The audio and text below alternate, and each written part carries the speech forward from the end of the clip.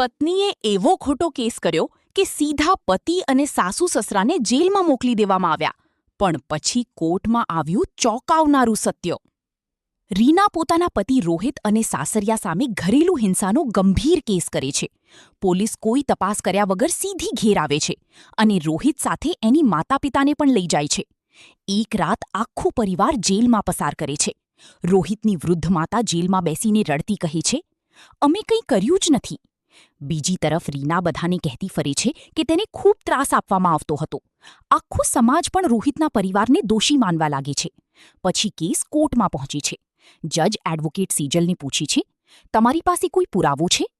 Advocate Sejal શાંતિથી CCTV video કોર્ટમાં ચલાવે છે. વિડીયોમાં દેખાય છે કે રીના જ પોતાના હાથથી ઘરનો સામાન તોડી રહી હતી અને થોડા સમય પછી પોતે જ પોલીસને ફોન કરે છે. ઓહો! આખી કોર્ટ શોકમાં પડી જાય છે. જજ ગુસ્સામાં કહે છે, "ખોટા કેસથી કોઈ નિર્દોષને જેલમાં મોકલવું બહુ મોટો ગુનો છે." રોહિત અને તેનો પરિવાર નિર્દોષ સાબિત થાય છે અને રીનાને કોર્ટ તરફથી કડક ચેતવણી મળે છે.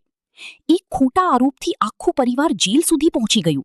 એટલે સાચા પુરાવા કેટલા જરૂરી છે એ સમજવા માટે વિડીયો આખો જુઓ અને આવી જ કોર્ટ સ્ટોરી માટે સબસ્ક્રાઇબ કરો.